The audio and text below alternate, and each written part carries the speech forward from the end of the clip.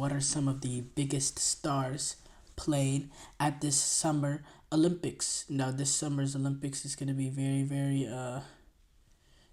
interesting. It's going to be a fun Olympic Games. I'm a fan of Olympic soccer. I know some people look at it more of a negative light, but I happen to be on more of the positive light in terms of Olympic football.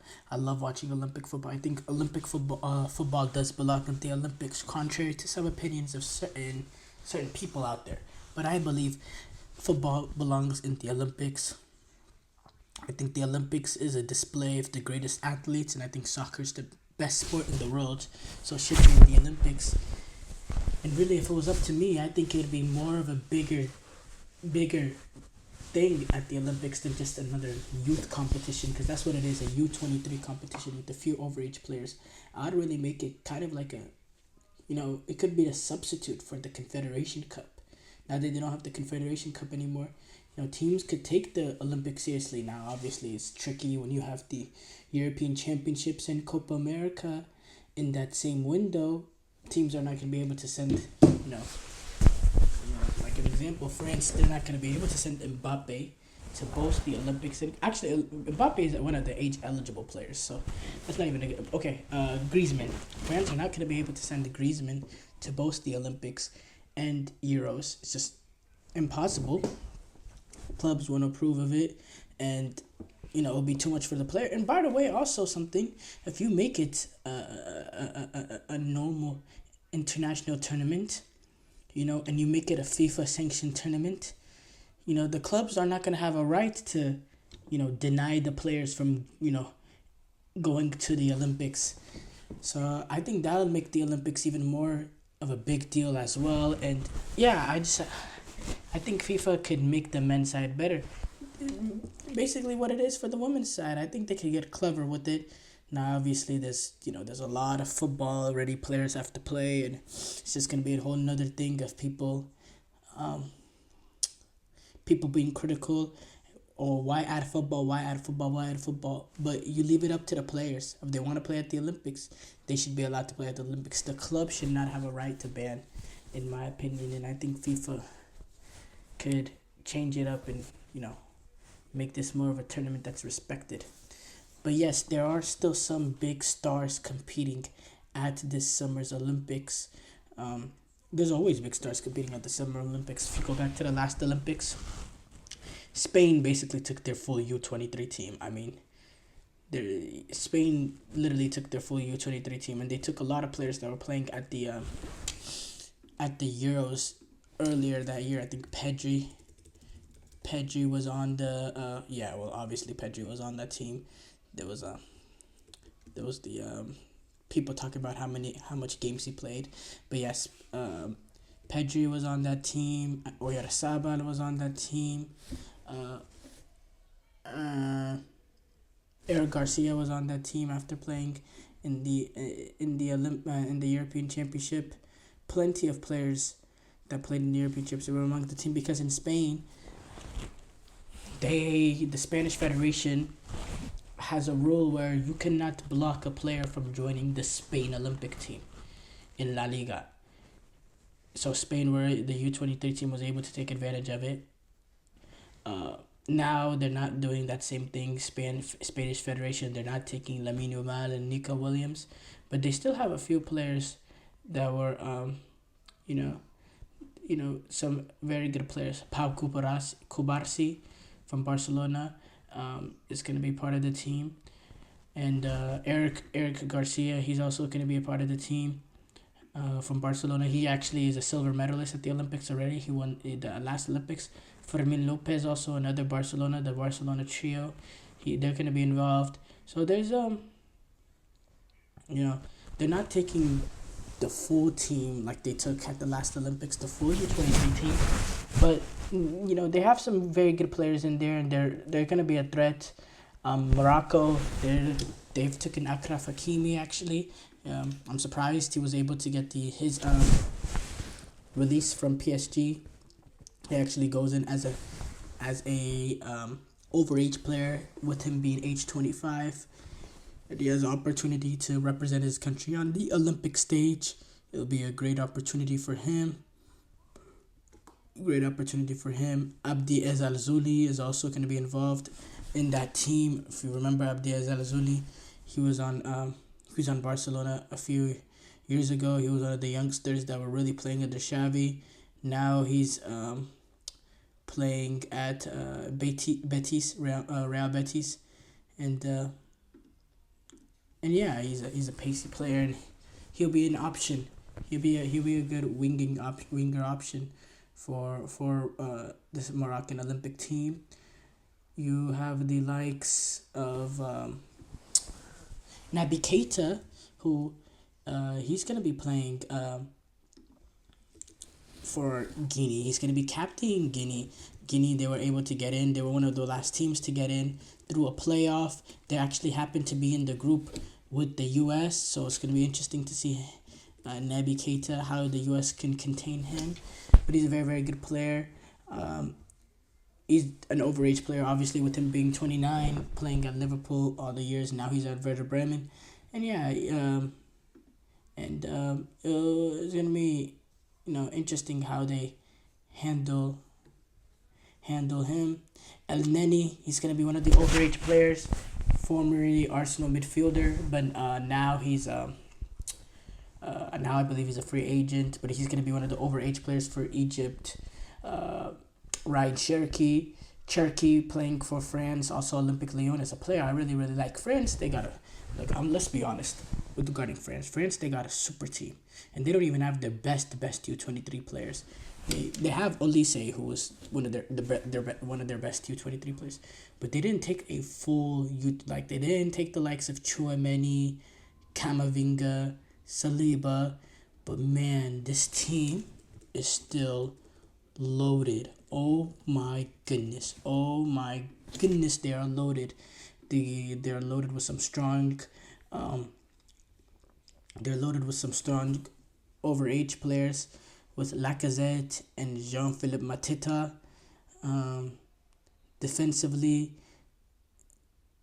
they're very, very strong in there, with Loic Bade, Bradley Loku, Castillo Beca, Adrian Truffard, Kylian Sildilia, and then Songotu Magessa. There's not much holes in this team. Midfield, too, got some brilliant midfielders in there. Manu Kone, Enzo Miliot, Desiree Douy, Magnus Akuluchi, and Joris Chatort. And then I told you about Ryan Cherki. He's, in my opinion, I like his profile of player. Playing at Lyon, I think he's going to get a move to a big club soon. You heard about Borussia Dortmund talking to him. I think he's a player with quality. They also have the likes of Jean-Philippe Mateta, Alexander Lacazette, Michael Olise, Arnaud Clément. This is by far the most talented teams at this Olympic Games. And they're also playing in their home nation of France.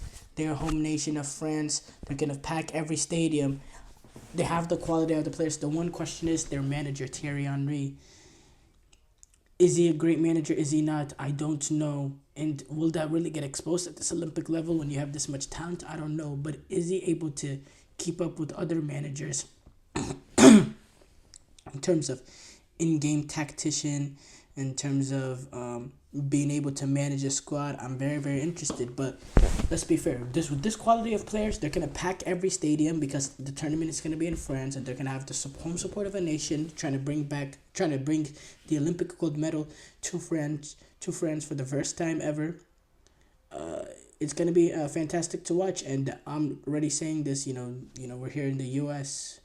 As a U.S. fan, if you're rooting for the U.S. in that opening game against France, brace for impact. That's all I'm going to say.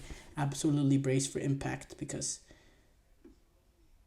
this French team is absolutely loaded. Got quality everywhere.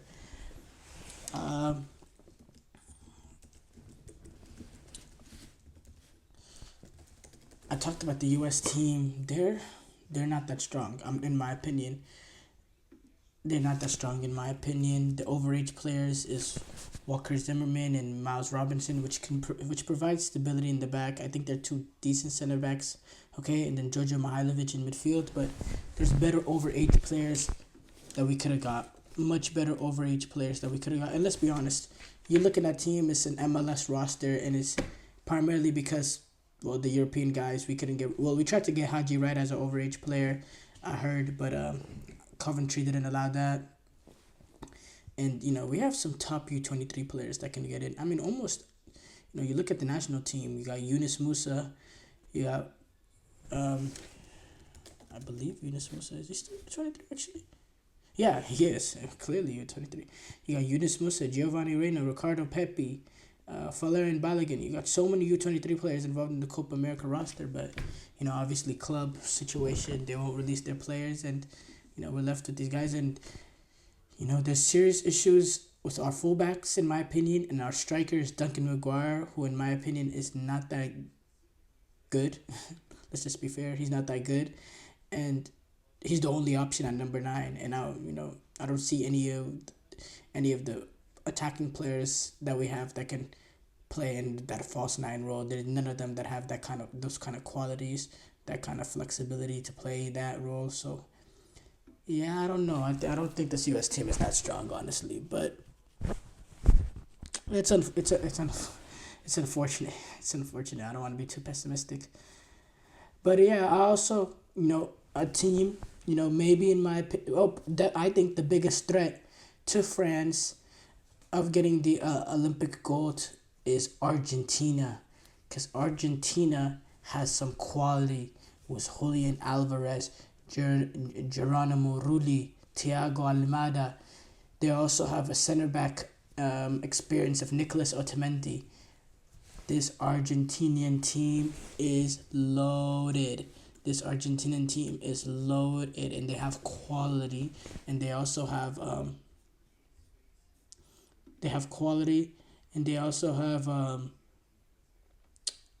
experience with Otamendi. They have World Cup winners in Julian Alvarez, Almada, Otamendi. They'll be managed by Javier Mascherano, who who's won an Olympic gold medal himself as a player, so he knows how to navigate a team through these, Olympics, and he knows really how it works. So yeah, I think it's gonna be very, very interesting. Very, very interesting Olympics. I definitely think France are favorites, but I think Argentina can definitely give them a run for their money. And Spain also has some quality too, but can they is some of the top players missing out, like a Nico Williams, like a Lamine Yamal, is that going to make them pay? But other than that, it's definitely, in my opinion, France, Argentina, and in Spain. Those are the 3 favorites at these Olympic Games. I don't see the rest of those teams. I think Paraguay with Julio and Ciso, they have a young, dynamic core in Paraguay. I think that could be a threat. Obviously, I spoke about Morocco with Hakimi. Morocco has some young players coming up. Ukraine, they weren't able to take some of their top youth guys. The likes of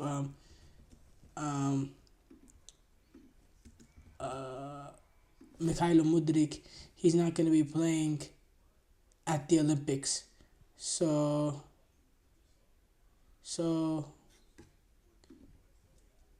yeah, I don't think they will be that,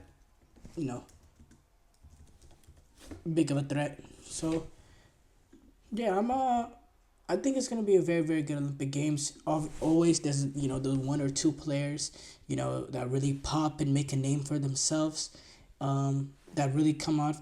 I remember 2012 it was Neymar, it was Mohamed Salah, there was more in that Olympics actually. The entire Mexico team, Oribe Peralta, Giovanni Dos Santos. Yeah, that team in 2012. 2016, you had the likes of